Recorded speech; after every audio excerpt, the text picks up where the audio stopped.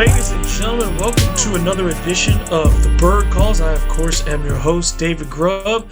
And today, joining me, I am joined by the host of The Real Deal with Damian Adams, the one and only Damian Adams. Sir, welcome to the show. I hope you're glad to join me. Oh man, always glad to join you, man. Talk some Pelicans basketball and whatever else comes to mind. So thank you for having me. Well, first, we got to deal with this D Wade statue, man. We got to deal with this D Wade statue. Because, look, I am all for honoring greats. I think the statue thing has kind of gone too far. We're just at this stage now where everybody gets a statue. But certainly, if we were saying, which athletes for a franchise are deserving of these things, Dwayne Wade would be amongst that group, the best player in the history of the Miami Heat. I know people would say LeBron James, but if we're talking about for career, when you talk about the Miami Heat, you think Dwayne Wade first. You know what I mean? Like Dwayne Wade is the symbol of what all the things that the Miami Heat have been able to live off ever since are products of what Dwayne Wade brought to South Beach.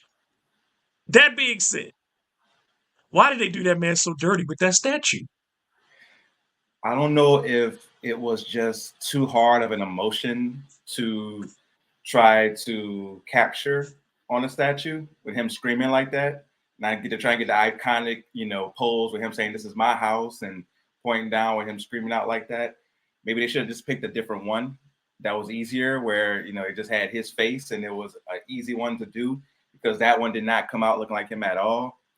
And it's tough because you think about D Wade in that position when they unveil it, and he's got to, show his appreciation for the statue being there and how much it means to him. And he looks up and sees something, that people say it looked like Lawrence Fishburne in The Matrix. Like it looks like something that's totally not him.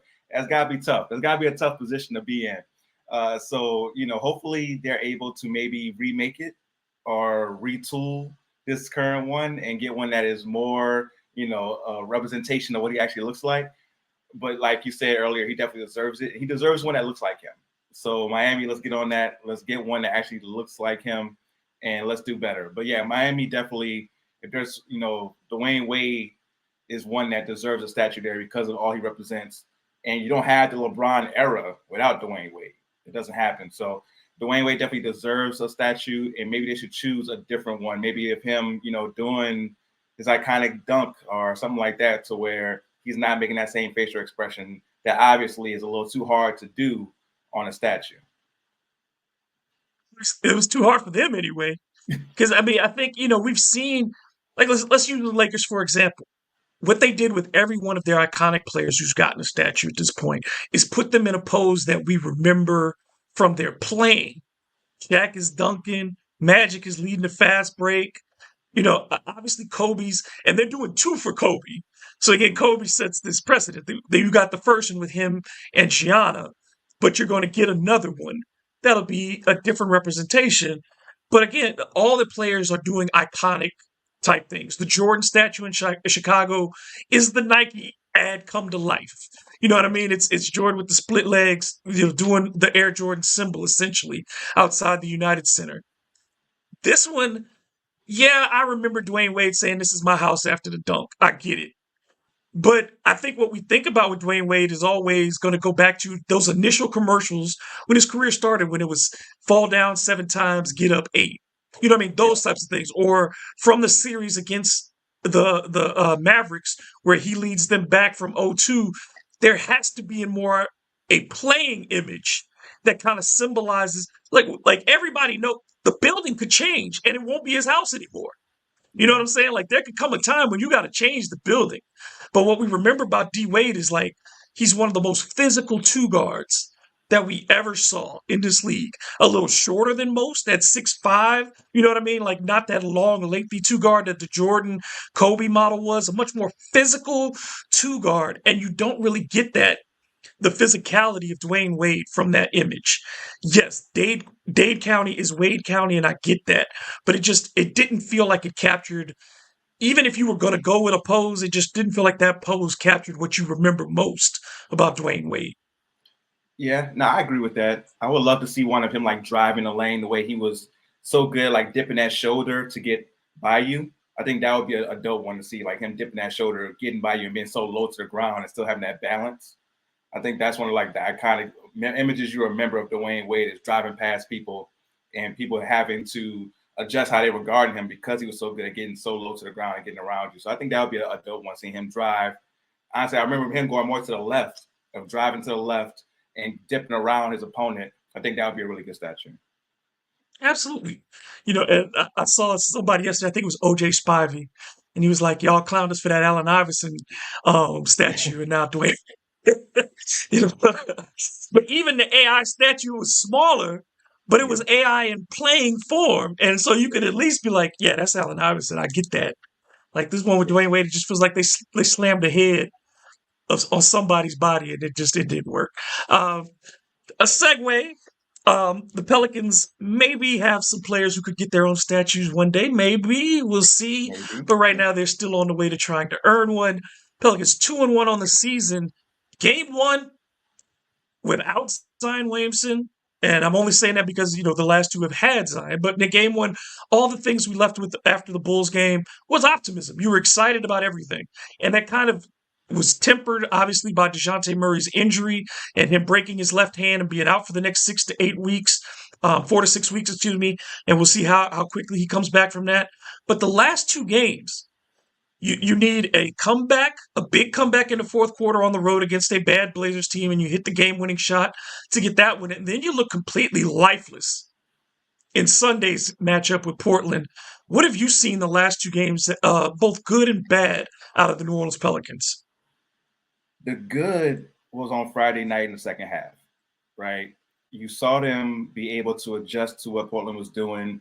And also, they won a game that last year they may have lost, right? You think about a close game where they had to execute on both offense and defense down the stretch to win this game. Last year, a lot of those games they lost. Outside of course, the game winner against San Antonio, where they get the fast break and Zion gets the left-hand layup to win that game. A lot of those games in those close situations, they would find a way to lose. And it's very frustrating as a fan watching, thinking, why can't they execute in these moments?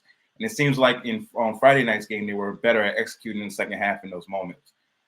As far as the bad, on Friday night, of course, the first half, they couldn't hit a pebble in the ocean, right? It was horrible. They just couldn't shoot at all. And you have nights like that where it happens, where sometimes you just can't find your rhythm. And it was a good sign that they were able to come back in the second half, and especially Jordan Hawkins being a huge part of that in the second half on Friday night, for them to find their rhythm and find maybe a closing lineup. And on Sunday, I don't know what happened between Friday and Sunday on Saturday, but they just had nothing. I don't know if it's just one of those games that you just chuck the tape away and you don't really watch it because they played so bad, because it's not really a representation of them. But one thing that stood out from both games is the inefficiency of Zion so far. Zion has not been the normal efficient scorer that we have become used to. And I think that's something that he's going to have to adjust to throughout the season, is how teams are going to defend him. We have to see more Zion of him being willing to take the floater, take the mid-range jumper. You're not going to be able to get to the rim every time. And especially in the first game, that first half, you saw him forcing it a lot. You saw him forcing the ball, trying to get to the rim, and just running into taller guys that are just waiting for him to run into him and be right there to defend. So he has to be willing to take that floater, take the mid-range jumper. And we saw a little bit in the preseason where he took a couple mid-range jumpers. It's like, okay, if you miss some of those, we do not mind. Like, we need you to take those mid-range jumpers just to show the defense that it is there. And with Dejounte in the game in the first game, we're not going to see it for quite a while, but we saw an offense being run in a very efficient manner. You saw a real point guard. And that's no disrespect to CJ at all. CJ's just not that. That's not what he does. He's a scorer who can make plays. He can be a playmaker at times, but Dejounte Murray is obviously a more natural point guard. And you saw that in the first game. Now, of course, as far as going back to the good, Yves Messi. He looks like he is somebody who's ready to be a starter in this league soon. I don't know if it's quite yet, but he definitely has all the tools that you need from a center. Somebody who can protect the rim. Obviously, he's young, so he's going to make mistakes defensively. Sometimes he's going to take a bad angle. You've seen times where the opposing team has got like straight line drives to the rim. because our big men doesn't take the right angle or didn't anticipate where they would go. And that's going to happen sometimes, especially with a young player like that. But you see potential there with him being able to know when to roll to the rim. That's a big thing. Antonio Daniels talked about on the podcast, or not the podcast, the broadcast, excuse me, where you have to know when to dive to the rim so that you give the person who's handling the rock space to be able to make that play. So it's been some good and some bad so far. I think that with Dejounte Murray is going to be good when he comes back. I think the team could really run well with him.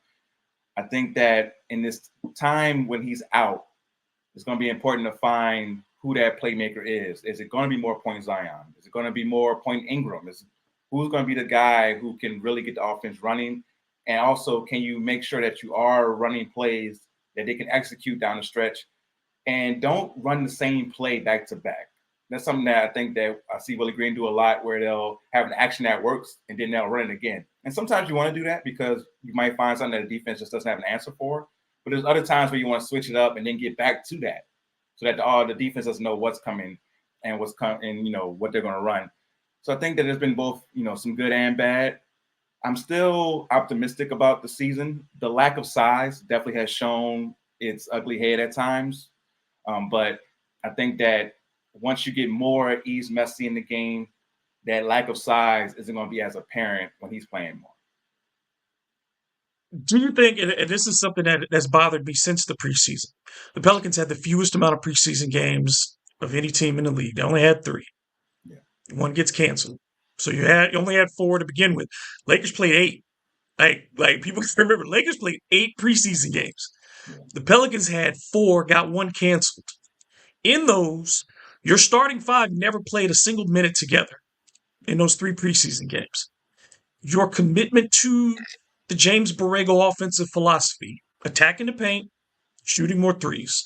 That's what you said you wanted to do with this small ball lineup. They said, they set the goal of 43s per game. We'll get into the numbers that they've got right now, but I think I want to hit on this preseason note because to me, sitting Zion in the third one in particular, Brandon Ingram is one thing you said, okay, we're going to sit him the first 2. You knew you were sitting him the first 2. They said that from jump. Okay, we're sitting Brandon the first 2. They decide to sit Zion in the third. When, we know these things to be true. Zion needs to play. Like playing regularly and consistently is the best thing to keep Zion Williamson in game shape. Playing him consistent and regular minutes. He needs to be engaged that way. His body needs to be engaged that way. And you had a short training camp with a new group of players who are taking on new roles. I think that Willie Green or whomever made this decision, I can't put it on Willie for sure because these are organizational decisions with the Pelicans, but deciding not to play their starting 5 a single minute together in the preseason and not figuring out what transition offense and what's your secondary offense looks like with your big 3 on the court now, I think it showed up in games 2 and 3 of the season so far against Portland, is that without Dejounte Murray on the court and without a real backup point guard, because I don't care many times folks try to tell me Jose Alvarado is a point guard, he is a backup guard. He's not the point guard. He does not run the offense for the New Orleans Pelicans. And without that, it feels like the big 3 revert back to their tendencies of a season ago. So what we saw in games 2 and game 3, outside of that great Jordan Hawkins burst in the second half and some timely shooting by Brandon Ingram in game 2, was the worst of the Pelicans from last year. And you got away with it in game 2, but you couldn't get away with it in game 3. Yeah, no, that's a very good point. We haven't seen the true starting lineup for the Pelicans yet because of the decision in the preseason, and then Zion being sick in game 1, and then of course Dejounte Murray unfortunately breaking his hand. So that's going to be something that we don't see for, at least another month and a half, maybe, the true starting lineup. And it's been a big thing, not just among Pelicans fans, but nationally, is who's going to be in the starting 5 for the Pelicans, because you have 5 guys who are used to being starters. And it seems like one of those guys should come off the bench just because of the size issue that it may cause if you go with a starting lineup with Dejounte, CJ, Brandon Ingram, Herb, and Zion. it's just not enough size. Now, it could work in very small spurts, right? If you have a team like, for example, they're going on this road trip right now and they're going to back-to-back against Golden State. Golden State, that could work because Golden State is also small. But against most squads, they're going to have a size advantage against you because of it. So for me, going into the season, I thought that they should have CJ McCollum come off the bench and start a Daniel Tice, or if Messi was able to show himself to be that good early on, you can go with him. I'm not in practice. If he's showing himself to be that good in practice, I was going to trust the decision if they started him. But now, because of the decision in the preseason and the injuries, there's going to be such a long period without this team really getting into a groove from a rotation standpoint, knowing what exactly the rotation is.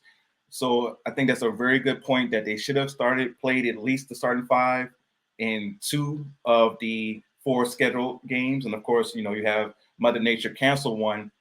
So you should have got him at least in one of those games where you have that starting five and you try to get the rotation going. I know that throughout the season, the rotation changes for most teams. They're tinkering with the rotation throughout the year. It's a long season. You're not going to have your set rotation on day one.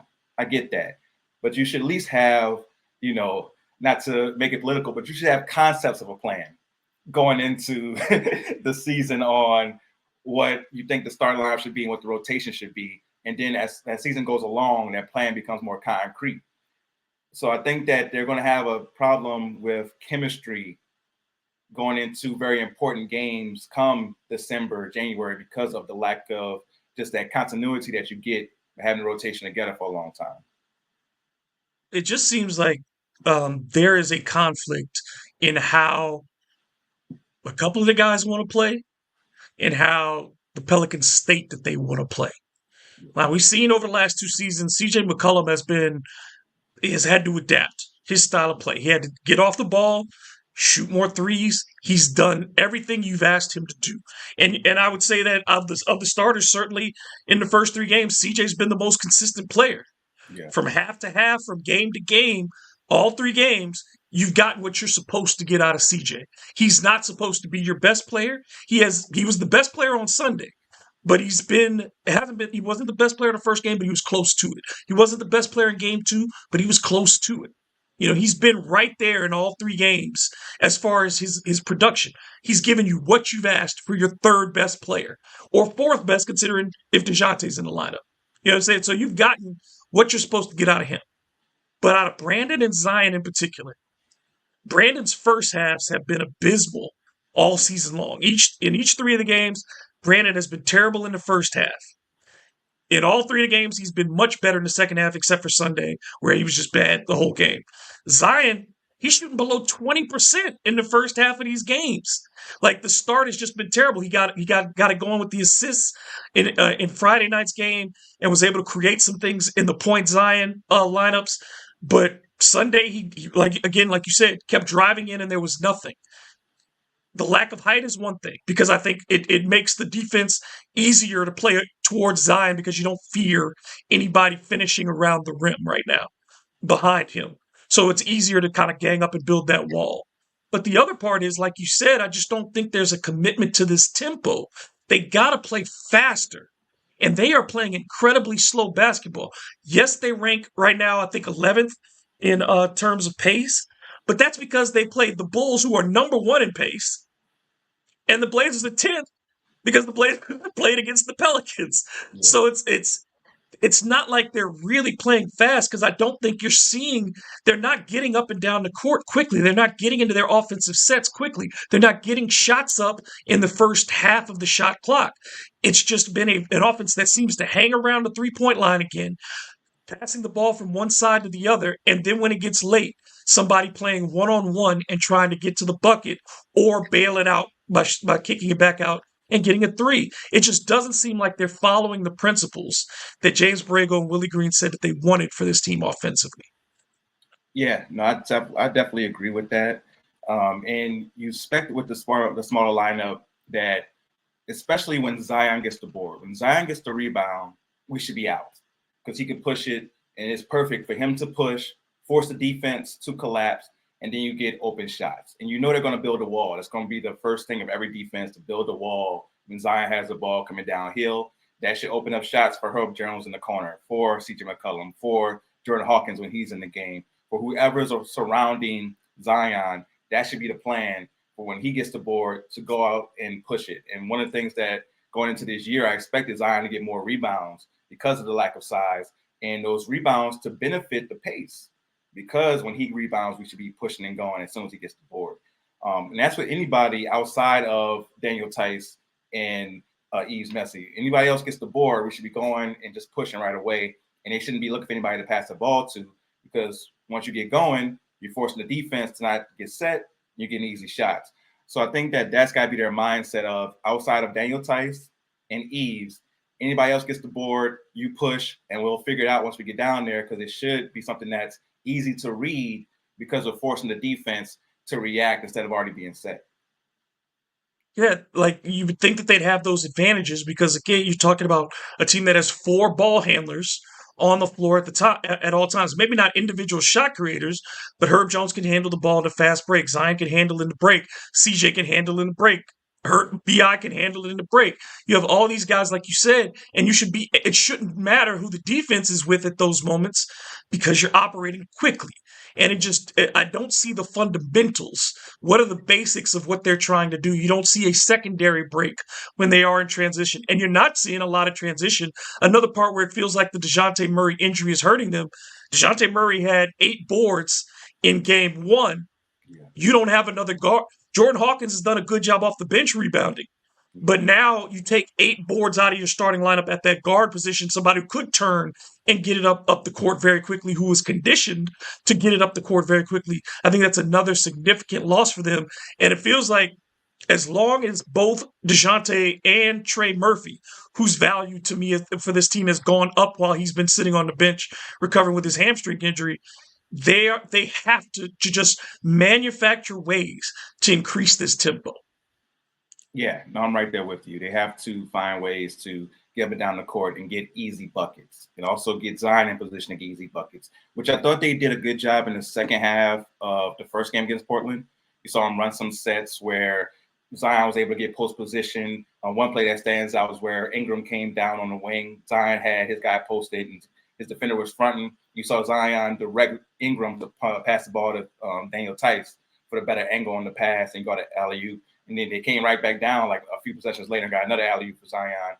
Those are the plays that you need. You need those easy possessions for Zion, get him into a rhythm. And the next thing you know, once he gets the ball, now teams are building those walls, and you get the open shots. All the open passes he had to Jordan Hawkins in that second half come from him getting buckets to start with.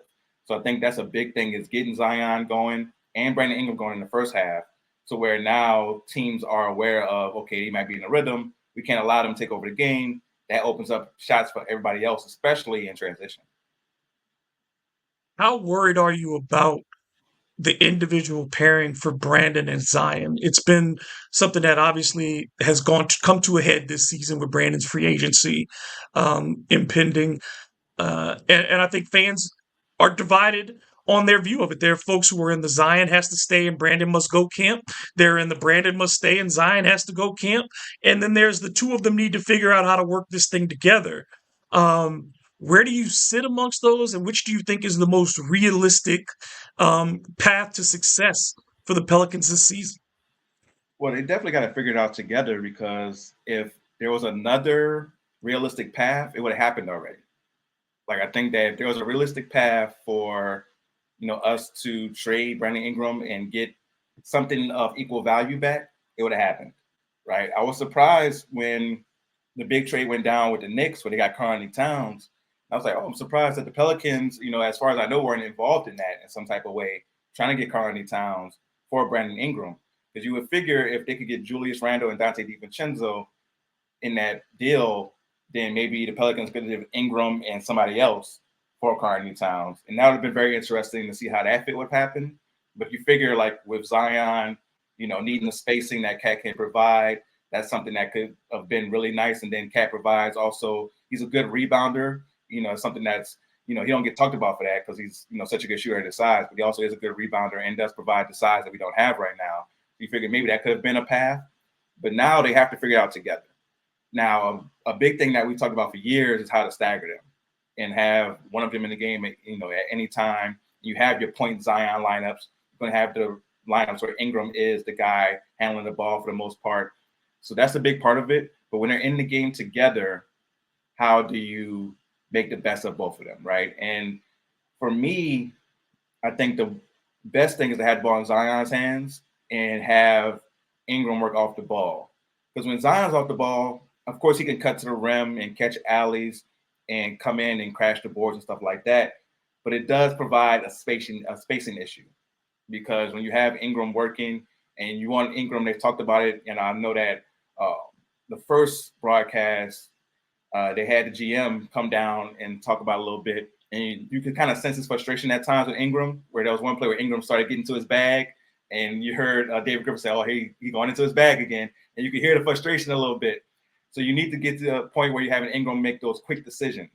And I think it's best when he's off the ball to make those quick decisions, where he's getting it. As soon as he catches it, now he knows, okay, I got to, pass, shoot, or dribble right away. I got to make that plan right away. And it's easier for him if it's off the catch than it is if he's bringing the ball down to make those quick decisions. So I think the best way for them to be both in the game and both be effective is to run the offense through Zion. But you still, of course, going to have Brandon Ingram, because he's so talented, be able to be effective off the ball as well. I agree with you. I think that when Zion is in the lineup, Brandon has to be a catch and shoot guy primarily, or late into the shot clock, break it down quickly, get into a good mid-range shot by shooting over his defender on the last 10 seconds of the clock. But early in the clock, it has to be Zion's offense, because that's when he's at his best. Or, we know Zion takes great advantage of the offensive boards, but that requires somebody else taking a shot and allowing him to get into space. You cannot run the offense through Zion as a post man, because he doesn't post up that way. He doesn't, command the block and have a whole bunch of up and unders and those things. He's most comfortable facing up or beating people directly with that quickness. And I think for Brandon, when he does have the ball, I think he has to remember that jump shot is always there, but it's not the first shot. Yeah. And we saw, I think, in games 2 and 3 again, and in the first half of game 1, where Brandon at times wanted to take that jumper with 17 seconds on the shot clock. And that's not the shot. That mid-range jumper is not the shot at 17. At 12 or at 5, sure. But you're looking for the layup or the 3 first, and then you go to those second sets. And it just doesn't seem like right now anybody, and because I don't want to put the blame on any one person or two people, outside of Jordan Hawkins, because it seems like when Jordan is in the game, he's constantly applying pressure to the other defense. Yeah. Like, he's playing downhill, he's getting to the free throw line, he's shooting the 3, he's doing exactly what you asked of him to do. Outside of him and CJ, really, nobody's been comfortable in these first 3 games. And it's just, they've got to find some way without Dejounte Murray to figure this out and to find who's going to handle the ball, who's going to get them into these sets quicker. Because the other part is Willie Green going to be assertive enough with his team and sit a guy because they're not running the offense? I'm not saying bench him the whole game, but say, you're not doing what we're asking you to do right now. Come sit next to me till you start figuring this out. And I know he can't, you don't want a whole bunch of minutes to go by without Brandon or Zion on the floor. But I think if you're going to do that, now's the time before they build in these bad habits that are going to impact you at game 50. Let's do it at game 3 and figure this out now and lay down the law rather than do it in February and March. Yeah, no, I'm right there with you. You definitely have to have times where if you have somebody on the court who, it may not be blatant, it may not be something where they are purposely not doing what you're asking them to do, but it's just habit. Like with Ingram, his whole life, he's been the guy who's gotten the ball and could go into his bag and do that mid-range turnaround jumper. It takes a long time to break that and say, I'm going to shoot more 3s now. Because naturally, you're going to go back into what makes you comfortable. You talked about it earlier. The big 3, CJ, Zion, Ingram, they're used to doing certain things a certain way because they're so used to having the ball in their hands. But CJ has been able to adjust. Now, part of that, CJ being older, being a veteran, and knowing that he's the 3rd guy of the big 3. Zion and BI are used to being the guy. Now, it seems like it's been established that Zion is the guy, but Zion hasn't played like the guy so far. We mentioned how he's been so inefficient. So because of that, you still have to lay down the hierarchy of, okay, we know that Zion hasn't played like himself yet, but he's still the guy. And we have to know that, okay, we're going to go to Zion, the ball's going to go through him, and the offense is going to run through him.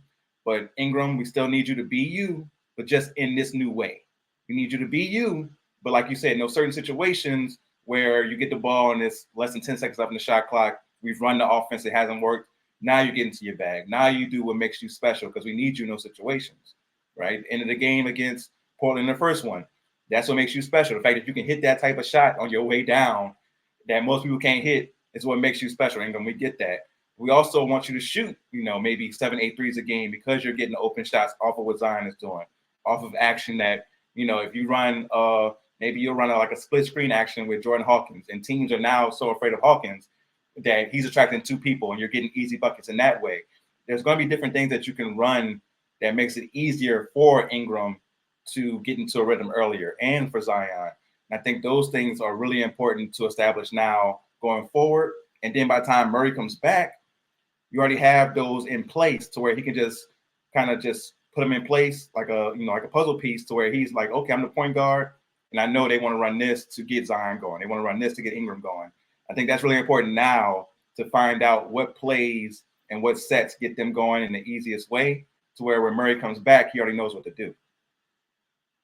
The other guy who needs to find his way is Herb Jones because, first 2 games, Herb had 10 points combined and had a good second half against Portland on Sunday, but he didn't score any points in the first half of that game on Sunday at all.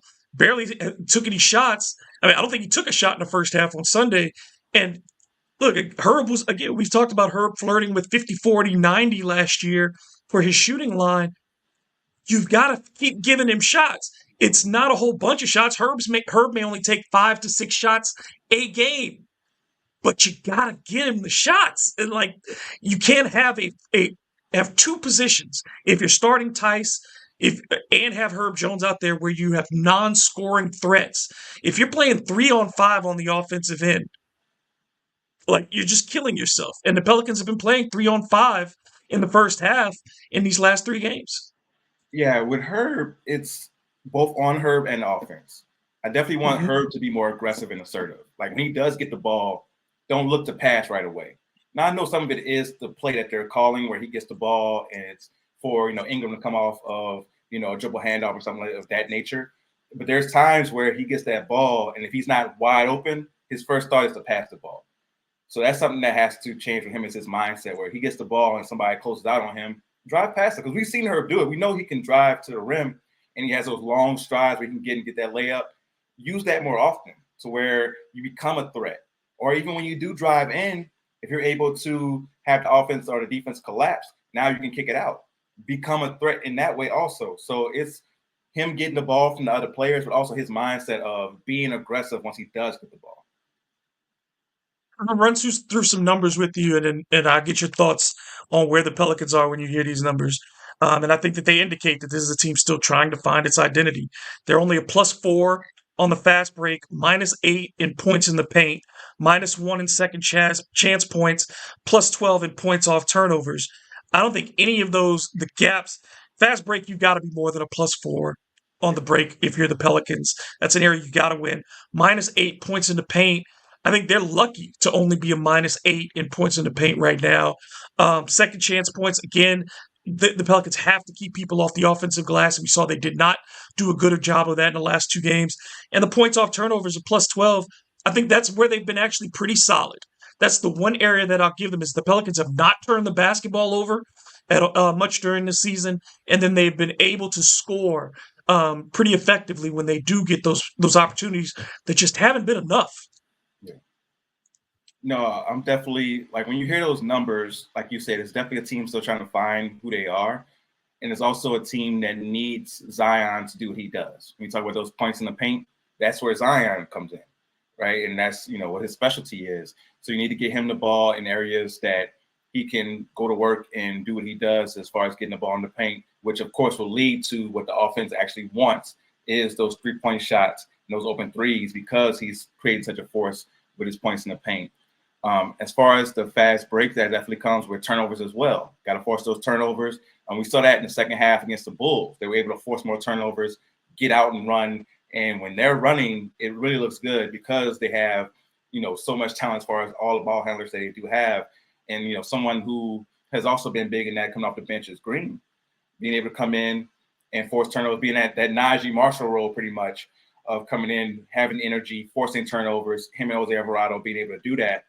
And definitely need more of that as well from them because that's their main job is coming in with the energy, the defense. Even though Jose Alvarado isn't, your typical point guard, he's somebody who he has a benefit to him because of the energy that he brings and the defense that he can create and the turnovers that he can create. And Green does that as well. So you need that from both of those guys. And with points in the paint, definitely Zion, Ingram as well. Like, for him, again, it comes down to not selling for the mid-range jumper. The three, getting to the rim, and the mid-range in case of emergency. That should be the theory for Ingram when it comes to that. And also Herb Jones as well, like I mentioned earlier, being aggressive on the closeout, not looking to pass first, attacking the closeout, going to the rim. And we've seen you dunk on people. Like, we've seen Herb do this. So go to the rim, be aggressive, dunk on somebody, show your presence, and then it changes everything. One play can really change the perspective of the defense and how they guard you. So one time you attack the closeout, you go to the rim, and even if it's not successful, let's say you try to dunk on somebody and you miss it. Just that attempt puts that thought in the back of the defense's mind. So I think that's a big part of it as well. Yeah, Brandon's got to get to the free throw line a little bit more. That's one of the things that certainly is there too. And you just look at all the rest of the numbers, the advanced numbers. They're just a middle of the pack team on both ends of the floor. 12th in defensive rating, 16th in net rating, 22nd in offensive rating, 19th in field goal percentage, 22nd in points per game, 19th in three pointers made, 23rd in 3-pointers attempted, 17th in 3-point percentage. And the last two games in particular from three, and we need to address this because the three is again, the goal was 40.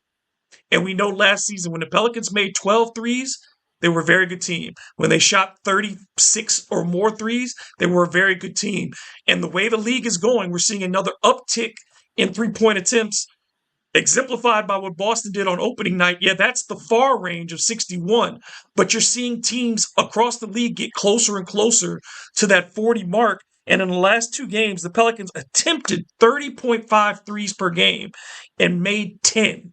Those aren't going to get it done, and you're only shooting 32.8% from long distance.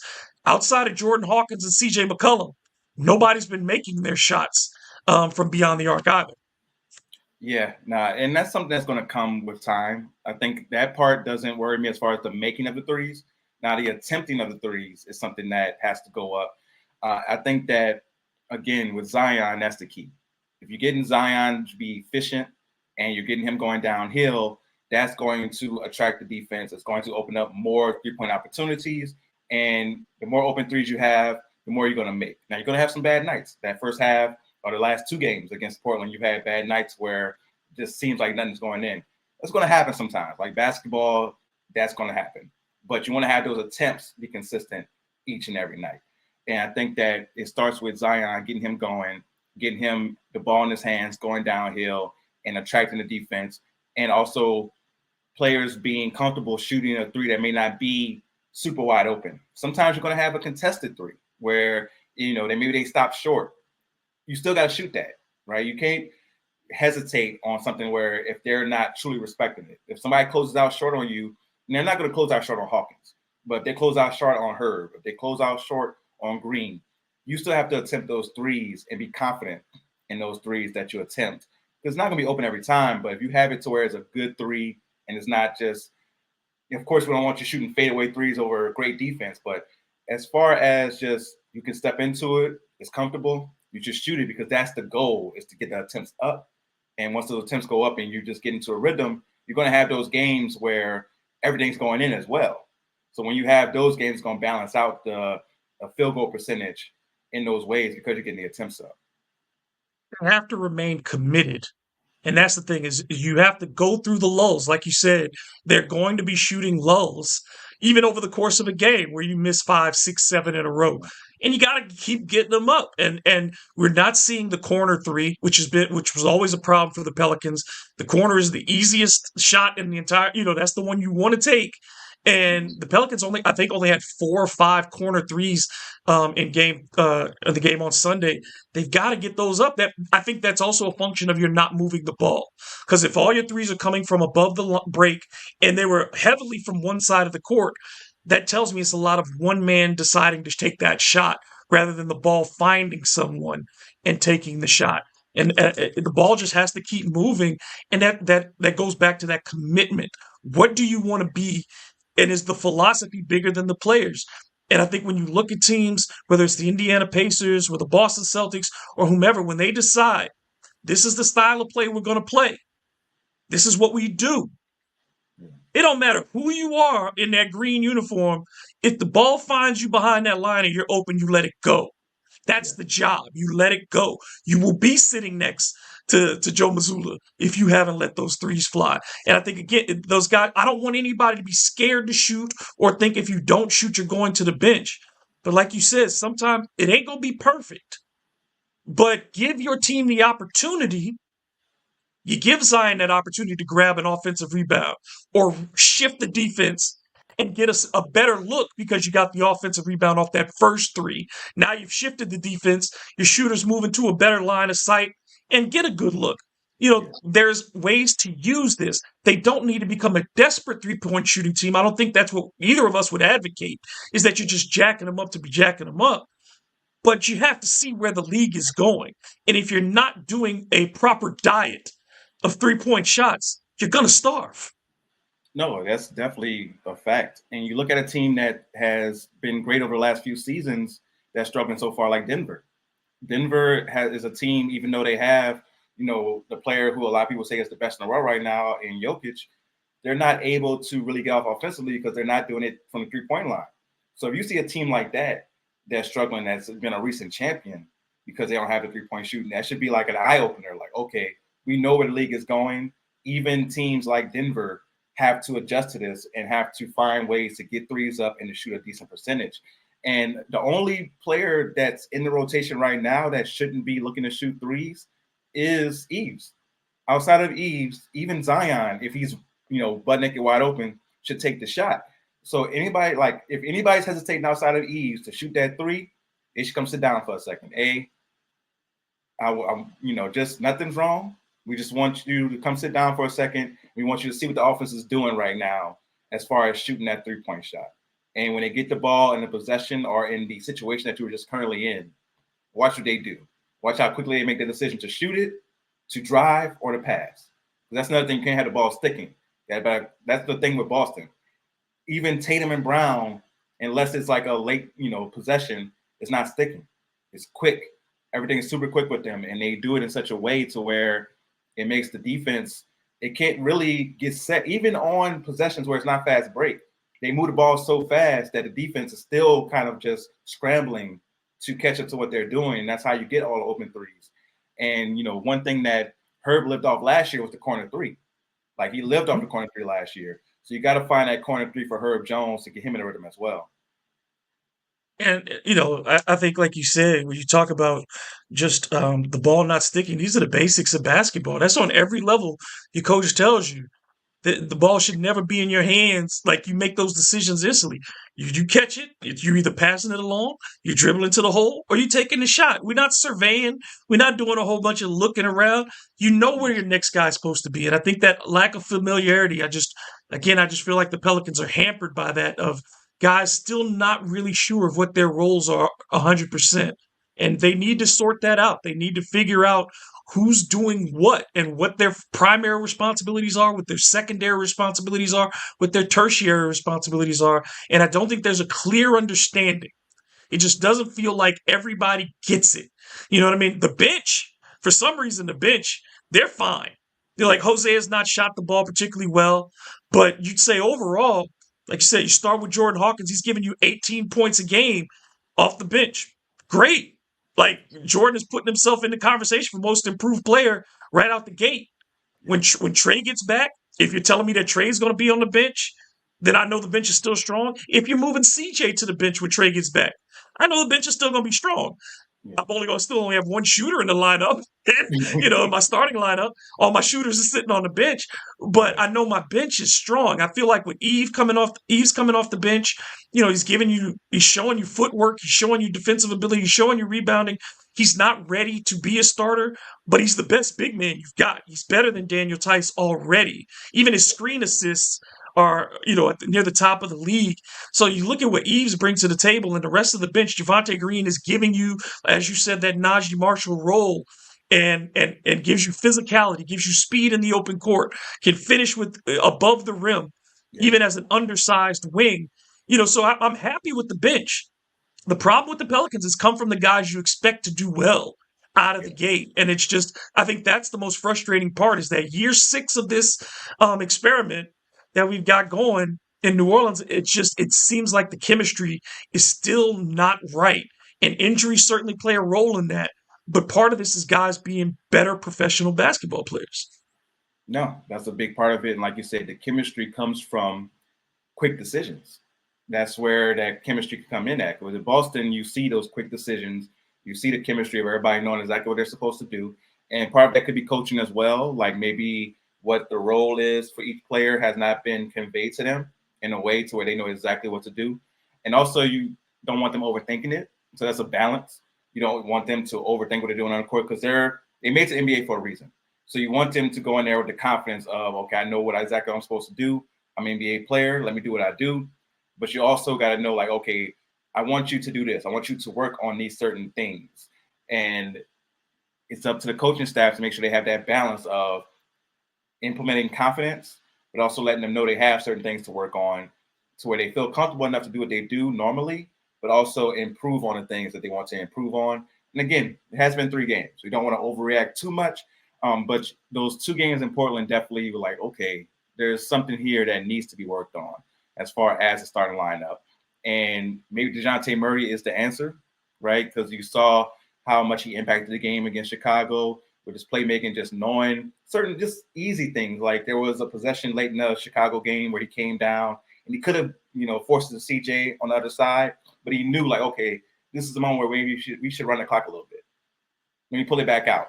And that's like, okay, that's something where maybe another guy doesn't know to do that in that situation. Maybe another guy is looking for the shot, and Murray, just being a point guard naturally, it's like, okay, let me pull it out. Let me just run a play, get some time off the clock, and get a good shot. Little things like that you might not think about because they show up on a stat sheet. You really need a point guard in those situations. So I think the return of Murray is going to help with some of those things, but you also want to find things out now because Murray's not going to play 48 minutes a game. So you need to find those things out now with other lineups to where you can run the offense, and it's not just all on Murray returning and being the hero for the offense to be smooth.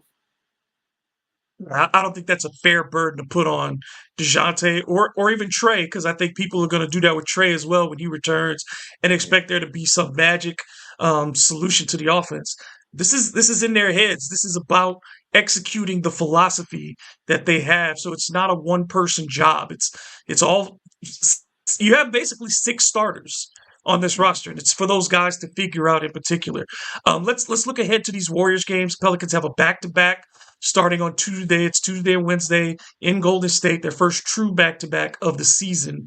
The Warriors are 2-1, just like the Pelicans. They started off beating the Blazers, and then have split their next 2 games. Stephen Curry, the big issue is how effective will he be? He had a ankle injury in the Warriors' last game, so obviously that's a concern. But the Warriors on paper are very much a reflection of what the Pelicans are when you talk about position to position. You've got off the bench, you got your Buddy Hield to match with your Jordan Hawkins. You got your Andrew Wiggins. He's going to be matched up with your Brandon Ingram. Your Steph Curry it would have been Dejounte Murray's job to be lined up with Steph. CJ will now take that on. So there, you're getting the poor man's Steph in CJ. The positions line up very well. Yeah. The one thing that I think, again, you worry about with this group is that Golden State does understand on its interior defense with Draymond Green, with Moses Moody, with those kind of guys. They understand what they want to do up front. And they are certainly more veteran than the Pelicans are But they've gotten a lot of balance out of that team. What do you look for over these next 2 games between the Pelicans and the Warriors? I want to see exactly what they do in situations where, say, Draymond gets a Zion assignment, which we anticipate. So that means who's going to be the person on Daniel Tice or Eves when he's in the game? And do they take advantage of those guys in Tice's situation being able to shoot open threes because the person's helping out with Draymond? And Draymond, a lot of times, doesn't need help on defense, but still, it's just something that is natural when you see somebody like Zion driving to the rim and you have Tice in the corner. Naturally, you're going to come over and help. Does Tice take advantage of that? Or are you able to have Messi in the game to where he can come in, catch alleys, and be able to take advantage of the attention that Zion's going to bring? More points in the paint. You should be able to get points in the paint against a smaller team like Golden State. So these next 2 games should be something where we see that stat of points in the paint go up for sure. And they should also be able to rebound against a team like Golden State. So those rebounds should lead to transition opportunities, which should lead to points in the paint and open threes. So all the things we've discussed so far should go up in these matchups against Golden State, because Golden State, like you said, is a reflection of the Pelicans in so many ways, especially in the lack of size. So if you have a team that doesn't have a size advantage against you, the rebounding comes down to want to. Do you want to get these rebounds? Do you want to box out? Do you want to put in the effort? So I want to see an effort to rebound, an effort once you rebound to push. Don't just rebound, catch the ball, and take your time going up. Once you catch the board, if there's not somebody immediately down that's open, you should be pushing and push right away and lead to those easy baskets. So I think we should see the best version of the Pelicans we've seen so far this year in these 2 games. And also in the back-to-back, are they going to be trying to sit Zion? I don't know if they've talked about that yet. In the back-to-back, hopefully not. We want to see Zion be able to play back-to-backs. This year is a year where he came in shape. This is supposed to be the year that we see the best version of Zion. That includes playing back-to-backs. And it shouldn't be an issue for somebody who's 23, 24 years old to play back-to-backs. So I want to see them have the best version of their rebound and transition game, their best version of getting in the paint, and also their best version of getting their 3-point shots up. Yeah, you're going to have look. It's one thing to not shoot threes against the Blazers. They're not a great shooting team. The Warriors got 7 guys who are averaging at least 3 3-point attempts per game, and they got 5 guys averaging 5 or more 3-point attempts per game. So you better get your threes up against the Warriors. I think you're right, though. If you're going to play somebody right now, this is the best time for the Pelicans to play the Warriors, because I think it forces them to do the things that they're supposed to do. It forces them to run. It forces them to rebound. It forces them to shoot. It forces them to not play ISO ball, because if you're playing ISO against the Warriors, you're taking them off the hook. Yeah. Because you are letting it be easier. The Warriors would rather Andrew Wiggins play BI 1-on-1. They would rather Draymond get 1-on-1 against Zion, because Draymond is going to say, okay, I know he's going to drive right at me. I'm going to try to draw a couple charges. I'm going to try to frustrate him. I'm going to do those things. If you're allowing them to not switch, if you're not running them through screens and making the Warriors play defense, you are doing them a favor. So I think this is a great opponent for the Pelicans to face, where they're going to have to do all the things that they need to do to win over the course of 82 games. Yeah, we're in total agreement. I agree 100%. This is the perfect opponent for you to work out the kinks and to be able to see what it is when it's successful. And then they'll translate throughout the rest of the season, even against different types of opponents, because you'll know, okay, we can do this. We can rebound. We just have to, maybe on this night against a certain opponent that has a good rebounding center, we may have to gang rebound a little more against this particular team. But you know, okay, we can do this at this level because we saw 2 games against the Warriors where we did this. Now, defensively, what are your big worries going against Golden State? I think if I'm looking at it defensively, it's second chance opportunities, because I know what the Warriors are going to do. When you have a guy like, when you've got Buddy, when you got Steph, these are guys who are going to who are going to relocate every time that ball goes up, and they're waiting for that second shot. And they have guys who know where they're supposed to be. Every one of these guys is going to be aggressive. And the Warriors, I think you also have to match their intensity. because you have guys like Gary Payton II, who's going to play with a lot of energy. Draymond is going to give you a lot of energy. You know what I mean? Like Jonathan Kuminga is going to bring it to you physically. He wants to play a physical kind of brand. So I think, again, the Pelicans have to meet them there physically. Are you going to let the Warriors impose themselves on you, or are you going to impose yourselves physically on them? And I think that's another thing that I worry about for the Pelicans is, do you have that nastiness to you? Like you still got to bring some of that nasty. And Dejounte, that was his job. That's certainly Herb's job to some level. But everybody's got to be that. Like this is a league, I'm sorry, where you've got to have that edge and you've got to have some disdain for your opponent when you do have the opportunity to run away from them. And the Pelicans oftentimes don't play with that chip. Like when they're going good, they're still the good guys. They're wearing the white hat. It's time to be the bad guys on the road and go in and shut things down. You know what I mean? And part of that just goes to their ability to be physical with other teams and set a tone. And I think the other thing is now at year 4, the focus on Willie Green just gets more and more intense because it's no longer enough for Willie to be a good coach. We know he's a good coach. You don't improve from 31 wins to 49 wins without being a good coach. But are you a winning coach? Are you the kind of coach that takes us to not only where we think we should be, but beyond that? Can we do more than what we expect? And I think Willie being matched up with a championship coach in Steve Kerr, who knows him also and understands philosophically what he wants to do, Willie has to find himself as a head coach now. It's no longer figuring out the job. We are past the parts of what is my coaching philosophy and my identity. Now it's time for Willie to start establishing himself and what he wants out of this team. And I think that we saw some of that fire in Portland. We saw him get a technical foul on behalf of his players.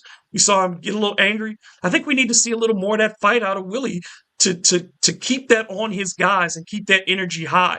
I don't want him to be anybody who he's not, but I want him to be who he is to the fullest degree. No, I totally agree with that. I think that with Willie, sometimes it seems like he's almost too nice, like you mentioned earlier, just how we can be too nice as a team. And that starts from the top. So if your coach has a little bit of that edge to him, it brings more of it out in the team. And we see the edge sometimes with Zion, like we saw it in the block at the end of the Portland game, where you saw that edge come out of him just knowing like this is the time where we have to get this big defensive stop. And you see it sometimes with Ingram where he knows he has a mismatch and he knows like, oh, I can go to work and take my time with this because I have this mismatch. This guy can't stop me.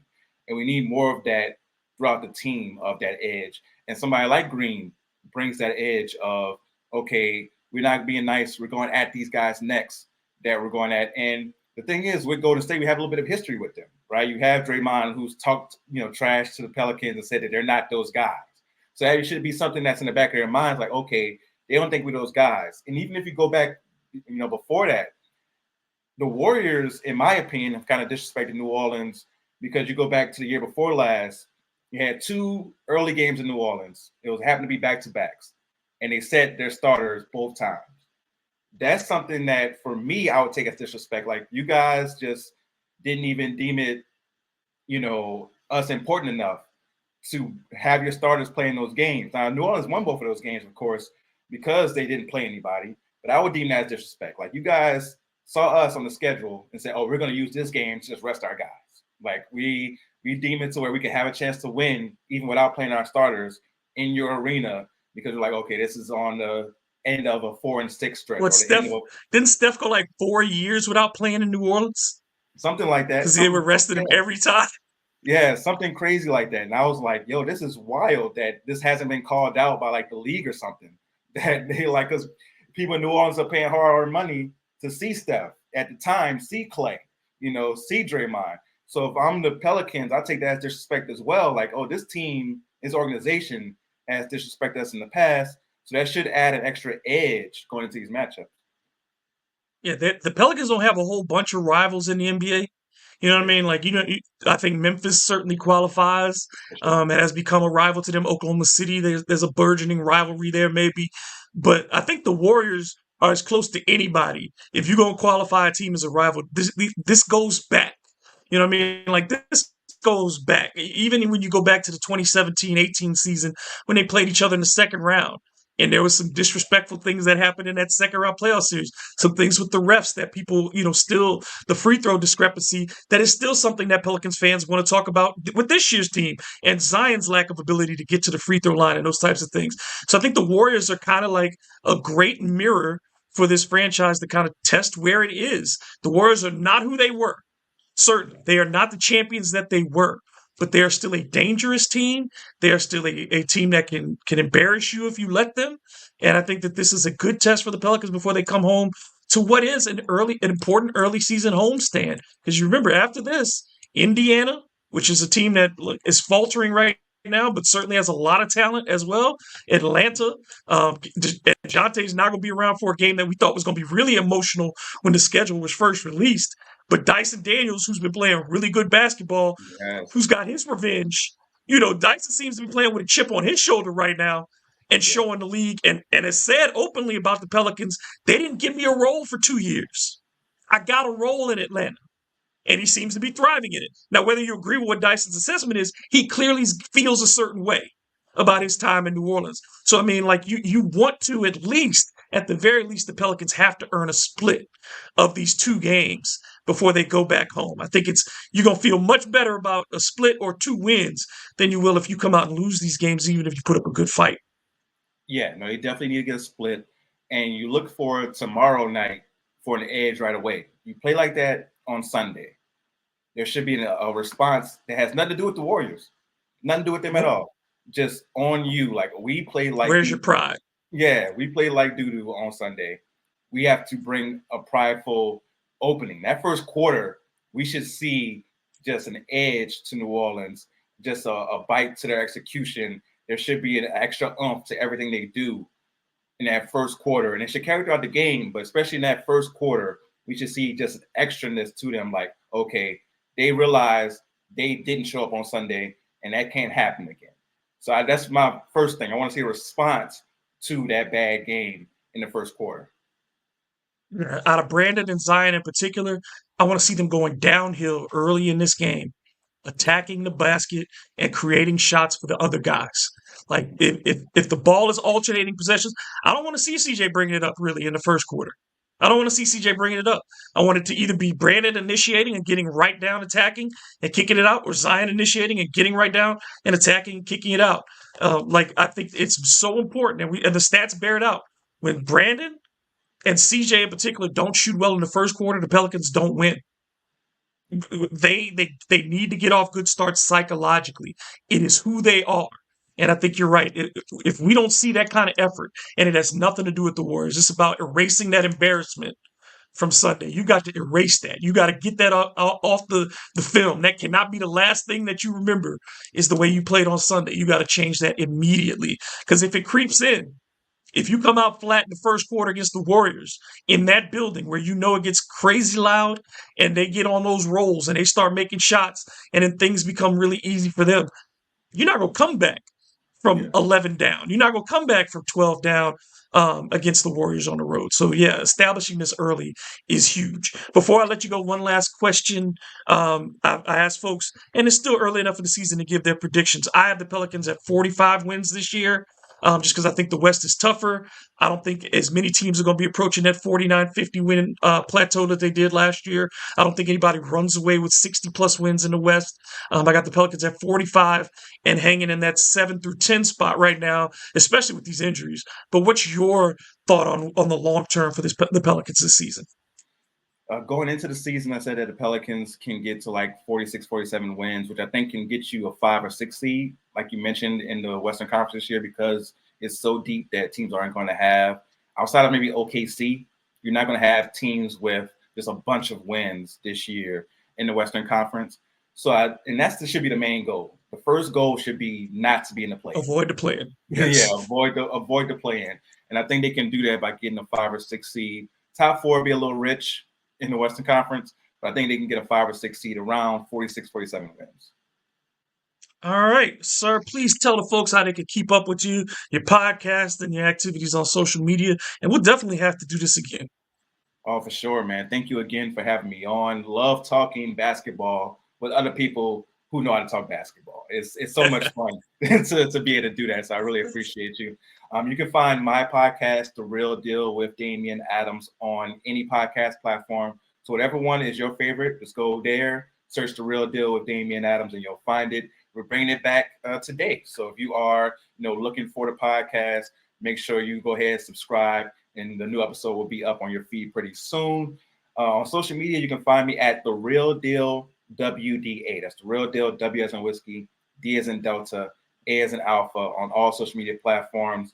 I'm always dropping some type of video. It could be a real deal take about something that, I just found interesting that day. It could be my bets. I've been doing the real deal parlays. I'm trying to conquer the NBA betting world. So I've been doing a lot of NBA betting parlays. Been up and down so far. I think that's going to even out as the year goes along, and you're going to see me, especially once we have more to go on for the bets. Yeah, you want to get to that 55%. You get to 55% right, you good. Yeah, that's what I'm trying to get. So I'm trying to get to. I'm at like 50 right now. So I'm trying to get like 55% of getting those right, and that will improve as the year goes along. So if you are a betting man or a betting woman, go ahead and check me out on there as well. But if you just want to enjoy some takes and some different opinions on sports, follow me on social media as well, and I'm always dropping those. So The Real Deal with Damian Adams on any podcast platform, and on social media, The Real Deal WDA. Yeah, if they keep a score, or if somebody is competing, he's covering it. Boxing, wrestling, baseball, he's talking about it all. And he's also a student of the sporting world, because like he'll go into the historical and talk about some of the players from the past. He loves to do that as well. So just a really rich sports level of sports content from Damian. And got it. I follow and I retweet his stuff all the time and make sure I give him attention, because I appreciate him and the work that he does. So definitely check him out. This has been, on behalf of Damian Adams, I'm David Grubb. This has been another edition of the Bird Calls, and we will be back on the other side of this back-to-back with another episode. So stick with me there. Make sure you like, make sure you subscribe, make sure you share. And of course, you can get us on YouTube or wherever you get your podcast. So until the next time, in the words of my friend Preston Ellis, let's go Pels.